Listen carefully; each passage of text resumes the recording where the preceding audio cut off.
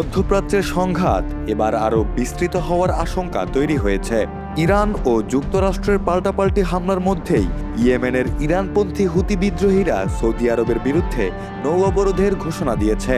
অন্যদিকে হরমুজ প্রণালীতে জাহাজে হামলা ও আঞ্চলিক মার্কিন ঘাঁটিতে পাল্টা আক্রমণে পরিস্থিতি আরও জটিল হয়ে উঠেছে। ইয়েমেনের হুথিরা, যাদের আনুষ্ঠানিক নাম আনসারুল্লাহ, জানিয়েছে সানার আন্তর্জাতিক বিমানবন্দরে হামলার জবাবে সৌদি আরবের বিরুদ্ধে এ অবরোধ আরোপ করা হয়।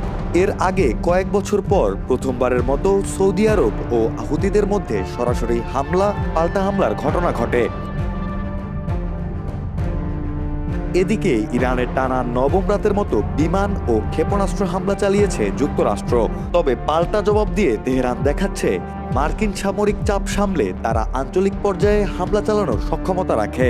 জর্ডান ও ইরাকে মার্কিন বাহিনীর ওপর ইরানি ক্ষেপণাস্ত্র ও ড্রোন হামলায় এখন পর্যন্ত 3 মার্কিন সেনা নিহত হয়েছে বলে জানা গেছে। আরও কয়েকজন আহত এবং একজন নিখোঁজ রয়েছেন। পেন্টাগন তাদের সামরিক ক্ষয়ক্ষতির বিস্তারিত তথ্য প্রকাশ করেনি। তবে ইরানের দাবি, কয়েকদিনের হামলায় মার্কিন ঘাঁটিগুলোর গুরুত্বপূর্ণ অবকাঠামো ক্ষতিগ্রস্ত হয়েছে। তেহরানের দাবি, বেশ কয়েকটি সামরিক সরঞ্জামও ধ্বংস করা হয়েছে। তবে স্বতন্ত্রভাবে এসব দাবির সত্যতা যাচাই করা সম্ভব হয়নি। যুক্তরাষ্ট্র বলছে হরমুজ প্রণালী দিয়ে চলাচলকারী বাণিজ্যিক জাহাজ ও নাবিকদের ওপর হামলার সক্ষমতা কমাতেই তারা অভিযান চালাচ্ছে।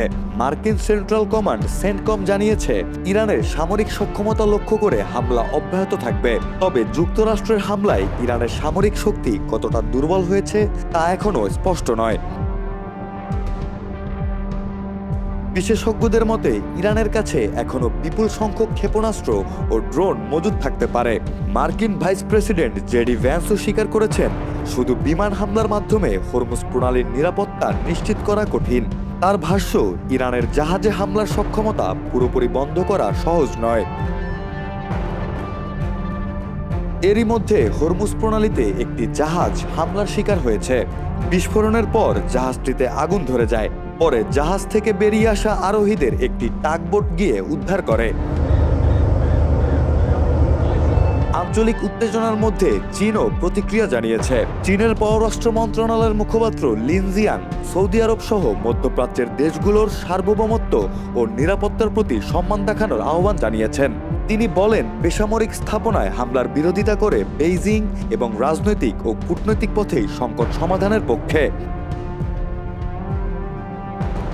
এদিকে গাজা যুদ্ধের প্রেক্ষাপটে ফিলিস্তিনি সংগঠন হামাস জানিয়েছে নিহত নেতা ইয়াহিয়া সিনওয়ারের স্থলাভিষিক্ত হিসেবে খলিল আল হাইয়াকে তাদের রাজনৈতিক ব্যুরোর প্রধান হিসেবে নির্বাচিত করা হয়েছে।